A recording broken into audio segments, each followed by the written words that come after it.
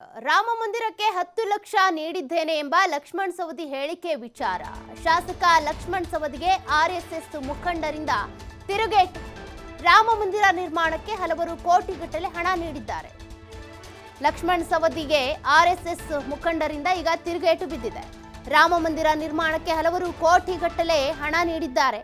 ಆದರೆ ಇವರು ಕೊಟ್ಟಿರುವಂತ ಹೇಳಿಕೆಗೆ ಈಗ ತಿರುಗೇಟಿನ ಮೇಲೆ ತಿರುಗೇಟು. ರಾಮ ಮಂದಿರಕ್ಕೆ 10 ಲಕ್ಷ ನೀಡಿದ್ದೇನೆ ಅಂತ ಲಕ್ಷ್ಮಣ್ ಸವದಿ ಕೊಟ್ಟಿರುವಂತ ಹೇಳಿಕೆ ಈಗ ಸಾಕಷ್ಟು ಚರ್ಚೆಗೆ ಗ್ರಾಸವಾಗ್ತಾ ಇದೆ.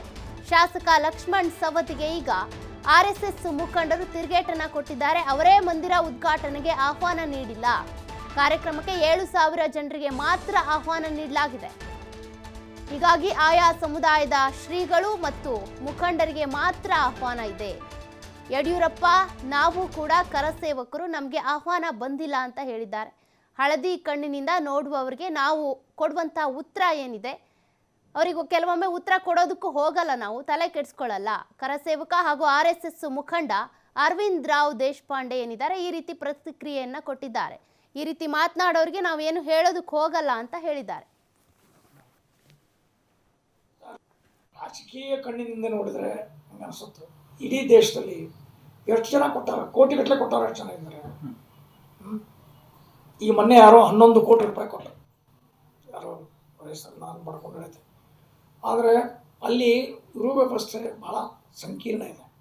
ಅಲ್ಲೊಂದು 7,000 ಜನರನ್ನ ಕಾರ್ಯಕ್ರಮದಲ್ಲಿ ಈಗ ಎಲ್ಲರನ್ನೂ ಕರೆದೀವಿ, ಅಲ್ಲಿ ವ್ಯವಸ್ಥೆ ಆಗಲಿಲ್ಲ. ನನಗೆ ಇವರೇ ಲಕ್ಷ್ಮಣ್ ಸವದಿ ಹೇಳ್ತಾರೆ, ಅಲ್ಲಿ ಕರೆದಿದ್ರು ನಮಗೊಂದು ಊಟ ಸಹಿತ ಸಿಗಲಿಲ್ಲ, ನಮಗೆ ಇಳ್ಕೊಳ್ಳೋ ವ್ಯವಸ್ಥೆ ಆಗಲಿಲ್ಲ. ಅದಕ್ಕೆ ಎಲ್ರಿಗೇನು ಹೇಳಿದ್ವಿ, ನಮ್ಮಲ್ಲಿ ಮಂದಿರದ ಬಗ್ಗೆ ಶ್ರದ್ಧೆ ಇದೆ. ಅವರು 10 ಲಕ್ಷ ಕೊಟ್ಟೇನೆ ಅಂತ ಹೇಳ್ತಾರೆ, ಕೋಟಿಗಟ್ಟಲೆ ಕೊಟ್ಟವ್ರು ಇದ್ದಾರೆ. ಆದರೆ ಎಲ್ಲರನ್ನೂ ಕರೆದಿಲ್ಲ. ಮುಖ್ಯವಾಗಿ ಅದಕ್ಕೆ ಸಂಬಂಧಪಟ್ಟಂಥ ಎಲ್ಲ ಸ್ವಾಮಿಗಳು ಪ್ರತಿ ರಾಜ್ಯದಿಂದಲೂ ಪ್ರತಿ ಪ್ರಾಂತ್ಯದಿಂದಲೂ ಒಂದು 3,000 ರಿಂದ 4,000 ಜನ ಒಟ್ಟು ಸ್ವಾಮಿಗಳೇ ಬರ್ತಾರೆ. ಉಳಿದವರು ಒಂದು 3 ಸಲ ಯಾರು ಪ್ರಮುಖರಿದ್ದಾರೆ. ಈಗ ಉದಾಹರಣೆಗೆ ನಮ್ಮಲ್ಲೇ ವಿಜಯ ಸಂಕೇಶ್ವರ್ ಇದ್ದಾರೆ, ಅಂದರೆ ಸಮಾಜದ ಮುಖಂಡರಂತ ಇದ್ದಾರೆ, ಅಂಥವ್ರು ಪ್ರಭಾಕರ್ ಕೋರೆ ಇದ್ದಾರೆ. ಒಂದು 350 ಇನ್ಸ್ಟಿಟ್ಯೂಷನ್ ಸಂಸ್ಥೆ. ಇಂಥವ್ರು ಸಾಮಾಜಿಕವಾಗಿ, ರಾಜಕೀಯವಾಗಲ್ಲ, ರಾಜಕೀಯದಿಂದ ಯಾರನ್ನೂ ಯಡಿಯೂರಪ್ಪನವ್ರನ್ನೂ ಕರೆದಿಲ್ಲ, ಯಡಿಯೂರಪ್ಪನವ್ರು ಕರೆಸೇವಕರು.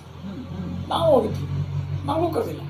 ಈಗ ನಾವು ಕರೆಸೇವಕರೆಲ್ಲರೂ ನಾವು ಹೋಗ್ಬೇಕಂತ ನಮಗೂ ಅಪೇಕ್ಷೆ, ನಮಗೆ ವ್ಯವಸ್ಥೆಯ ದೃಷ್ಟಿಯಿಂದ. ಈಗ ಬರಬೇಡಿ, ಈಗ ಮನೆಗೆ ಹೋಗಿ ಅಕ್ಷತಾ ಕೊಡ್ತಾಯಿದ್ದೆ, ಬರ್ರಿ ನಾವು ಮದುವೆಗೆ ಹೆಂಗೆ ನಿಮ್ಮ ಮನೆಯಾಗ ಮದುವೆ ಇದ್ದರೆ ಮನೆಗೆ ಹೋಗಿ ಅಕ್ಷತಾ ಕೊಟ್ಕೊಡ್ತೀವಿ, ಹಿಂಗೆ ಕರೆದೀವಿ. ಆದರೆ ಇದನ್ನು ಇಡೀ ದೇಶ ಸಂಭ್ರಮಿಸ್ಬೇಕಂತ ಪ್ರತಿ ಊರಲ್ಲಿರುವಂಥ ಎಲ್ಲ ಮಂದಿರಗಳಲ್ಲಿ ಪೂಜೆ ಆಗಬೇಕು. ಅವತ್ತು ಶ್ರೀರಾಮ್ ಜಯ ರಾಮ್ ಜಯ ಜಯ ರಾಮ್ 108 ಇದು ಭಕ್ತಿ ಪ್ರಶ್ನೆ. ಅದಕ್ಕೀಗ ಯಾರೋ ಲಕ್ಷ್ಮಣ